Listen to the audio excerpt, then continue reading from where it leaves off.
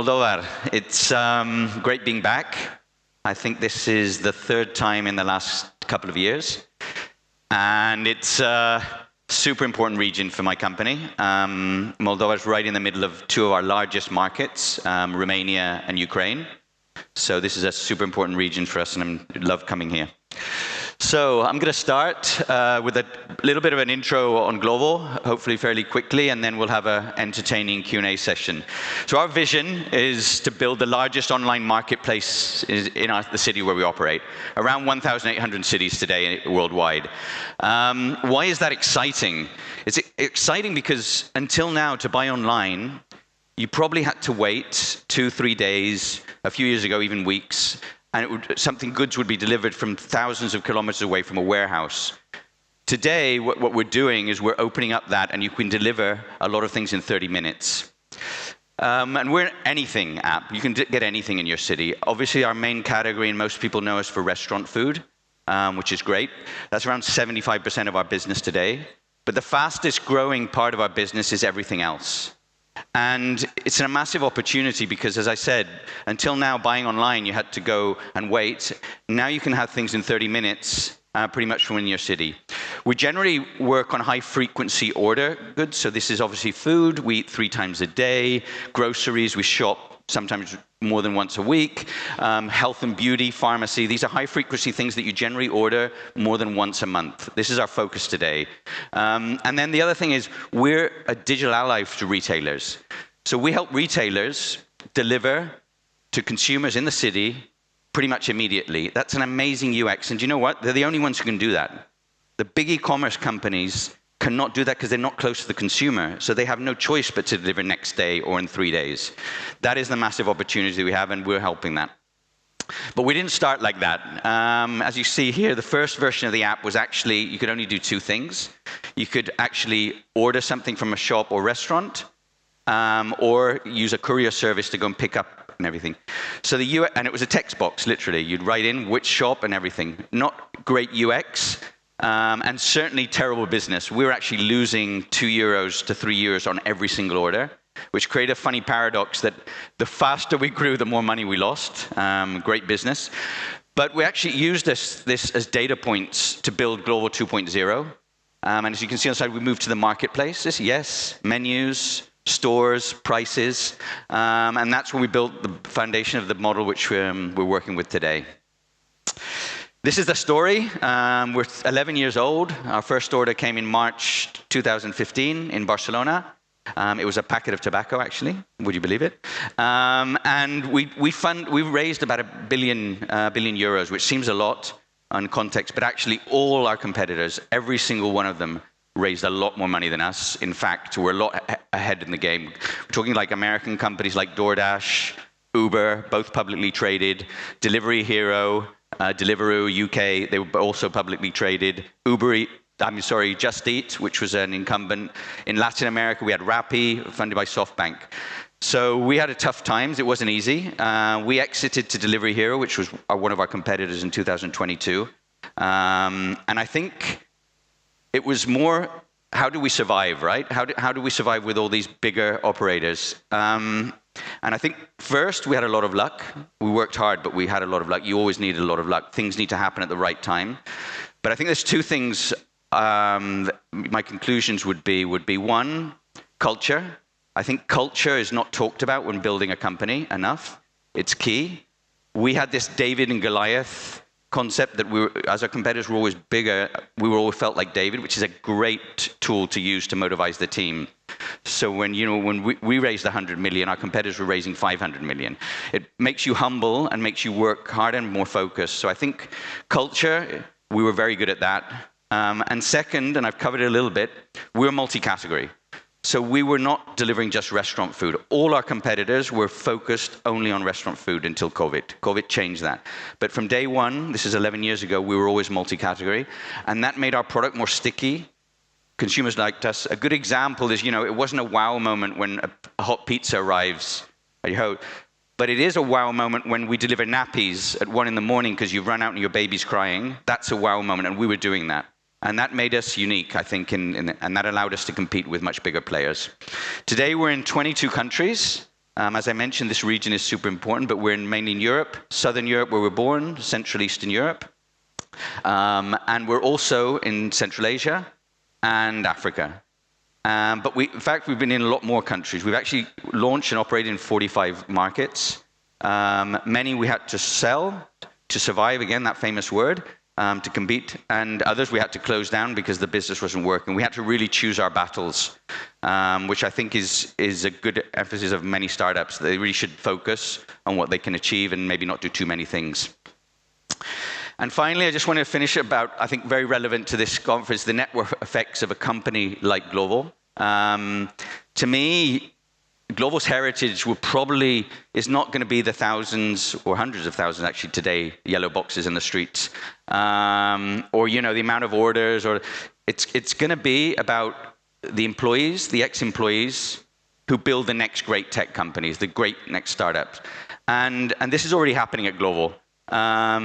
We've had over 100 companies created by ex-employees, getting funding, getting really good funding and getting traction. I think that team is going to be building the next Glovos, the next European unicorns. Even beyond that, we have operations in Africa, and there's some startups there already starting from ex-employees. So I think this is the opportunity. It's going to be huge, and that'll be our legacy, I think, from the company perspective. And a good example is Delivery Hero, our mother company. It's actually, built some of the biggest European and world tech companies from ex-employees. And raised nearly 4 billion euros, these founders up to date. So I think that's a good example of where things can go and how a company like Glovo can inspire. And I think this applies to startups from Moldova. When there's going to be a big startup, it's going to actually incentivize other people to follow them, to motivate companies. And I think that's the whole ecosystem that's being built here. Once that starts working, it's a network effect. And finally, I just wanted to cover Global Power Up, which is an initiative that, as you know, we're a very global company, but we're very local. And one thing is very important is to be part of that, to understand what's going on. And we built the Power Up, which was actually the first event was actually in Ukraine, and we've copied that in many other countries, which is getting local startups, incentivizing them, doing startup competitions, helping them get financing, helping them mentoring, and the winners of these competitions worldwide, they all group together 2 weeks in Barcelona and spend time with the global management team in headquarters, mentoring and getting to know about the businesses. And I think that's part of what I think Glovo is. So I think this is really important about large scale-ups, what they can do, even organically, of how they can impact the local ecosystem. So that's my quick overview of Glovo. I think, thanks a lot. Great being back here.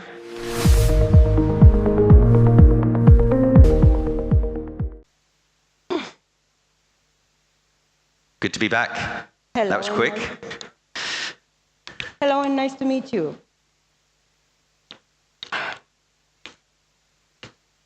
I'm going to be focusing more on Sacha's experience as an angel investor and VC founder, but I am going to start with 2 questions Glovo related, and then we'll move forward to make sure we cover as much as possible and we get insight, because that was my brief, getting insight. So, you often talk about your launch team and how important that was for driving Glovo in each and every country. Can you tell us more about what this launch team actually is and their capabilities? And as a follow-up question, do you think the model is replicable for smaller companies? Yeah, the Glovo launching team, especially when we were really in fast hyper-growth mode at the beginning, we launched in Southern Europe, and then, we quickly launched in Latin America. We ended up selling that business, and we launched like 11 countries in literally, and then this region.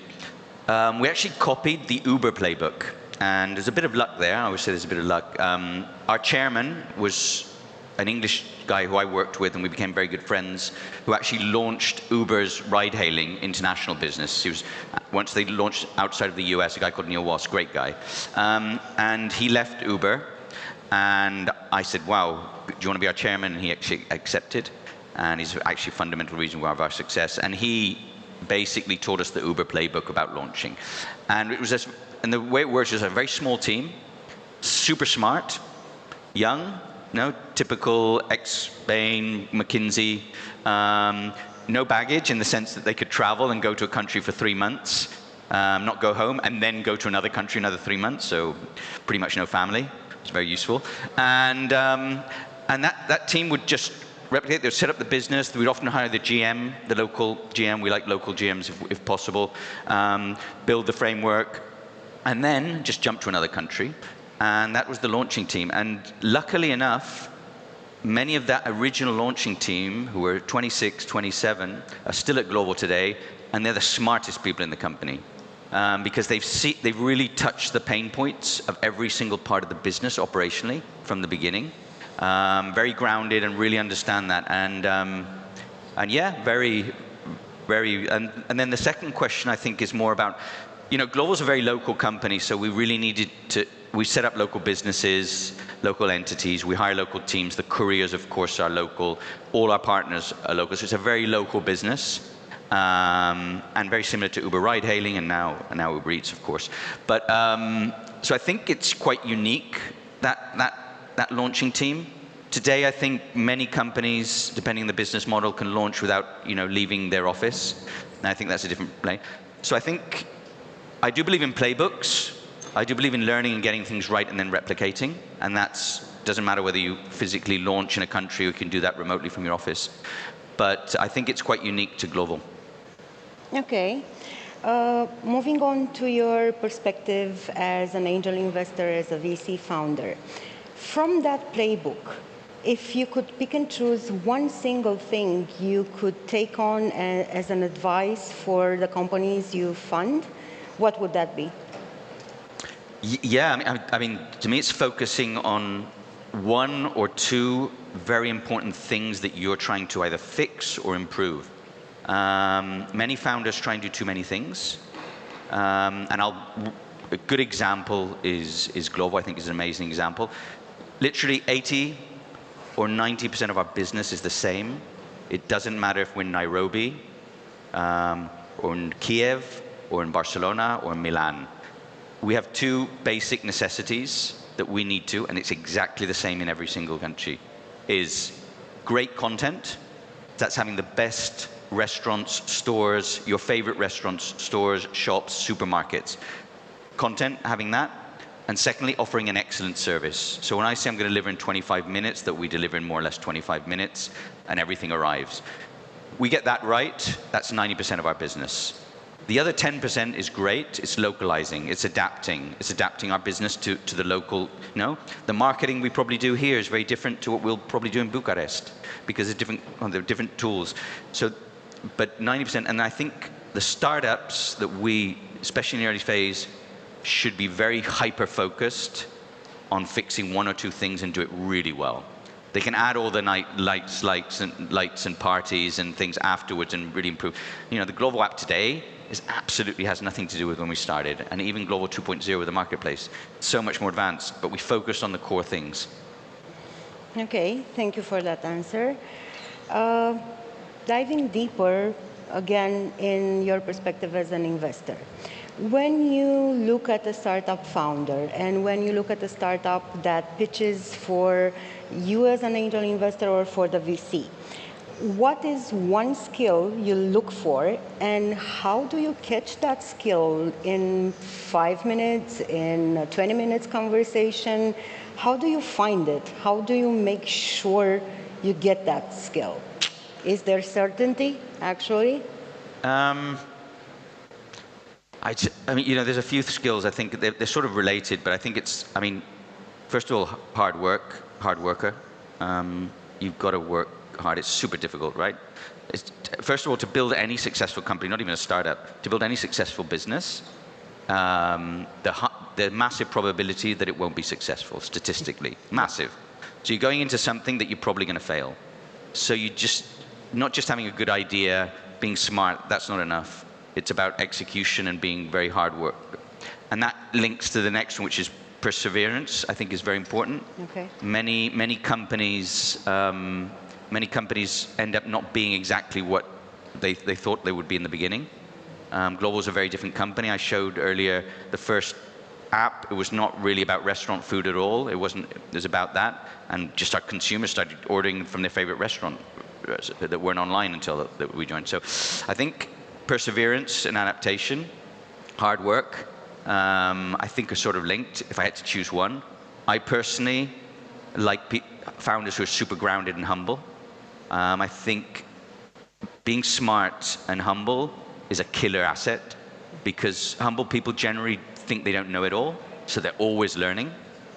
And that, if you already start very smart, is an amazing tool to have, no? Because people who think they know it all and are very confident sometimes are great, communicators or speakers, but actually they learn a lot less than humble people. But I think hard work and perseverance are probably an asset that is absolutely fundamental. Okay. Leading on to humbleness. So basically, when you invest, is it safe to say that you're not only looking for the hard skills, but you also look in human skills, in soft skills in people? Do you intuitively feel how a successful founder looks like? Yeah, I think so. I mean, soft skills sometimes more difficult to attain, but I think absolutely. I think you want a few assets, no, founder, and by the way, it's normally not one founder, it's two or three. Yeah. I really look for diversity. Mm-hmm. I love extroverts, but next to introverts. Men, female, I mean, different ways of thinking, of confronting. Why? Because it's very complementary. Mm-hmm. And I think you need that to build a company. You can't just,